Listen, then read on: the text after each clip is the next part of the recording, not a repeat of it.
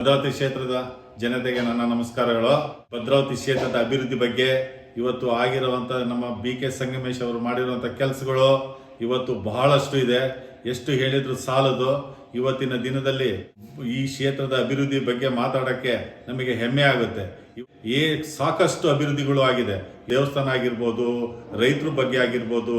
ಇವತ್ತು ಯಾವುದೇ ಒಂದು ಕೆಲಸ ಆದರೂ ಅವ್ರ ಮನೆ ಹತ್ರ ಹೋದ್ರೆ 5 ನಿಮಿಷದಲ್ಲಿ ಅಧಿಕಾರಿಗಳಿಗೆ ಕರೆಸ್ಬಿಟ್ಟು ಅಲ್ಲೇ ಏನಾಗುತ್ತೆ ಅಪ್ಪ ಮಗ ಮತ್ತೆ ತಮ್ಮಗಳು ಎಲ್ಲರೂ ಸೇರಿ ಅಧಿಕಾರಿಗಳು ಅವತ್ತು ರೈತರಿಗೆ ಏನಾಗಬೇಕು ಎಲ್ಲ ಕೆಲಸಗಳು ಸಾಕಷ್ಟು ಜನಗಳಿಗೆ ತೊಂದರೆ ಇಲ್ದಂಗೆ ಅವತ್ತಿನ ದಿನನೇ ಎಲ್ಲ ಕೆಲಸಗಳು ಮಾಡಿಕೊಟ್ಟು ಇವತ್ತು ಅಂಥ ಶಾಸಕರು ನಾನು ಇವತ್ತು ನೋಡಿಲ್ಲ. ಅಂಥ ಶಾಸಕರಿಗೆ ನಾವು ಹೆಮ್ಮೆಯಿಂದ ಇವತ್ತು ನಾವು ಭದ್ರಾವತಿ ಕ್ಷೇತ್ರದಲ್ಲಿ BK ಸಂಗಮೇಶ್ ಅಂದರೆ ಇವತ್ತು ಬಹಳ ಹೆಮ್ಮೆ ಅಂತ ವಿಚಾರ.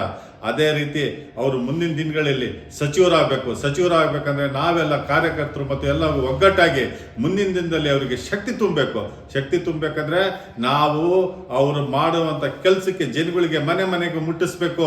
ಅವ್ರು ಮಾಡಿರೋಂಥ ಕೆಲಸಗಳು ಏನೇ ಒಂದು ಕೆಲಸಗಳಾಗಿರ್ಬೋದು, ಬಹಳಷ್ಟು ಕೆಲಸ ಮಾಡಿದ್ದಾರೆ. ಇವತ್ತು ಅಧಿಕಾರಿಗಳಾಗ್ಬೋದು, ಏನೇ ಆಗಿದ್ರು ಬರೀ ಹೋಗಿ ಅವ್ರ ಹೆಸರು ಹೇಳಿದ್ರೆ ಸಾಕು ಅಧಿಕಾರಿಗಳು ಇವತ್ತು ಕೆಲಸ ಮಾಡ್ಕೊಡುವಂಥ ಪರಿಸ್ಥಿತಿ ಇವತ್ತು ತಾಲೂಕು ಆಫೀಸ್ ಇರ್ಬೋದು, BDO ಆಫೀಸ್ ಇರ್ಬೋದು, ಪ್ರತಿಯೊಂದು ಇಲಾಖೆಯಲ್ಲಿ ಅವ್ರ ಹೆಸರು ಹೇಳಿದ್ರೆ ಸಾಕು.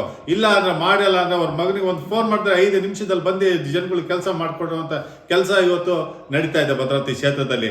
ಹಾಗಾಗಿ ಭದ್ರಾವತಿ ಕ್ಷೇತ್ರದಲ್ಲಿ ಮುಂದಿನ ದಿನಗಳಲ್ಲಿ ಬರುವಂಥ ಎಲ್ಲ ಎಲೆಕ್ಷನ್ಗಳು ಗ್ರಾಮ ಪಂಚಾಯತ್, ಜಿಲ್ಲಾ ಪಂಚಾಯತಿ ಇರ್ಬೋದು, ತಾಲೂಕ್ ಪಂಚಾಯತಿ, ಗ್ರಾಮ ಪಂಚಾಯತಿ, ಪ್ರತಿಯೊಂದು ಎಲೆಕ್ಷನ್ ಅವ್ರ ಕೈ ನಾವು ಬಲಪಡಿಸ್ಬೇಕು. ಅದೇ ರೀತಿ ಮುಂದಿನ ಚುನಾವಣೆನೂ ಅವರು ಚುನಾವಣೆಯಲ್ಲಿ BK ಸಂಗಮೇಶ್ ಅವರ ಈ ಮುಂದಿನ ವಿಧಾನಸಭಾ ಚುನಾವಣೆನೂ ಹಾಗೆ ನಾವು ಎಲ್ಲರೂ ಬೆಂಬಲಿಸಿ ಅವ್ರು ಮುಂದಿನ ದಿನದಲ್ಲಿ ಮತ್ತೆ ಬಹಳಷ್ಟು ನಾವು ಮೇಲ್ಮೆಟ್ಟಕ್ಕೆ ಅವ್ರಿಗೆ ತರಬೇಕು ಅಂತ ಹೇಳಿ ಈ ಸಂದರ್ಭದಲ್ಲಿ ನಾನು ಸರ್, ಅಭಿವೃದ್ಧಿ ವಿಚಾರವಾಗಿ ಮತ್ತೊಮ್ಮೆ ತಮ್ಮೊಡನೆ ಚರ್ಚೆ ಮಾಡೋದಾದ್ರೆ ತಾವು ಹುಟ್ಟು ಬೆಳೆದಿರ್ತಕ್ಕಂತಹ ಕೋಡಿಹಳ್ಳಿ ಗ್ರಾಮದಲ್ಲಿ ಅವ್ರು ಮಾಡಿರ್ತಕ್ಕಂತಹ ಕೆಲವು ಅತಿ ಮುಖ್ಯ ಅಭಿವೃದ್ಧಿ ಕಾರ್ಯಕ್ರಮಗಳ ಬಗ್ಗೆ ಹಂಚ್ಕೋಬೇಕಂದ್ರೆ ತಾವೇನು ಹಂಚ್ಕೊಳ್ತೀರಾ ಸರ್? ಇವತ್ತು ನಮ್ಮ ಊರಲ್ಲಿ ಸಾಕಷ್ಟು ಒಂದು ರೋಡ್ ಇದ್ದಿದ್ದಿಲ್ಲ. ಇವತ್ತು ರೋಡ್ಗಳು 1-1.5 ಅಡಿ ಒಂದೊಂದು ಗುಂಡಿಗಳು ಬಿದ್ದಿದ್ದು. ಇವತ್ತು ಅವ್ರು ಕೊಟ್ಟಿರೋ ಅನುದಾನದಲ್ಲಿ ಸುಮಾರು ಇಲ್ಲ ಅಂದ್ರೆ ಒಂದು 10 ವರ್ಷ, ನಾವು ಈ ಒಂದು 5 ವರ್ಷದಲ್ಲಿ ಒಂದು ಇಲ್ಲ ಅಂದ್ರೆ ಒಂದು 4-5 ಕೋಟಿ ರೂಪಾಯಿ ಈ ಸಣ್ಣ ಊರಿಗೆ ಕೊಟ್ಟಿದ್ದಾರೆ ಸರ್. ಪ್ರತಿ ಒಂದು ಗ್ರಾಮಕ್ಕೂ 5 ಕೋಟಿ, 2 ಕೋಟಿ, 3 ಕೋಟಿ ಪ್ರತಿ ಒಂದು ಹಳ್ಳಿಗೂ ಕೊಟ್ಟಿದ್ದಾರೆ. ಇವತ್ತು ಗುಂಡಿ ಮುಚ್ಚಿ ಇವತ್ತು ಗುಂಡಿಗಳು ಬಿದ್ದಿರೋದು ಇವತ್ತು ಟಾರ್ ರೋಡ್ ಆಗಿದೆ, ಸಿಮೆಂಟ್ ರೋಡ್ ಆಗಿದೆ. ರೈತರಿಗೆ ಸಾಕಷ್ಟು ಇವತ್ತು ತೋಟಗಳಿಗೆ ಹೋಗಕ್ಕೆ ಒಂದು ದಾರಿ ಇದ್ದಿದ್ದಿಲ್ಲ.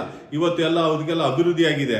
ಇವತ್ತು ಸಾಕಷ್ಟು ರೈತರು ಖುಷಿಯಾಗಿ ಅವ್ರ ತೋಟಗಳಿಗೆ ಹೋಗಿ ಜಮೀನು ಕೆಲಸ ಮಾಡುವಂಥ ಪರಿಸ್ಥಿತಿ ಇವತ್ತು ಉದ್ಭವ ಆಗಿದೆ. ಅದು ಏನೋ ಆಗಿದೆ ಅಂದರೆ ನಮ್ಮ BK ಸಂಗಮೇಶ್ ಅವರು ಮಾಡಿರೋಂಥ ಕೆಲಸಕ್ಕೆ ಇವತ್ತು ಬೇಕಾದಷ್ಟು ನಮಗೆ ಅನ್ಸುತ್ತೆ. ಕೆಲವೆಲ್ಲ ನಾವು ಕೇಳ್ತೀವಿ ಸರ್, ಅನುದಾನ ತರೋದ್ರಲ್ಲಿ ಇಡೀ ಕರ್ನಾಟಕದಲ್ಲಿ ಸರ್ಕಾರದಲ್ಲಿ ನಂಬರ್ 1 ಅಂದ್ರೆ ಸಂಗಮೇಶ್ವರ್ ಅಂತ ನಾವು ಇವತ್ತು ಹೆಮ್ಮೆಯಿಂದ ಹೇಳ್ತೀವಿ.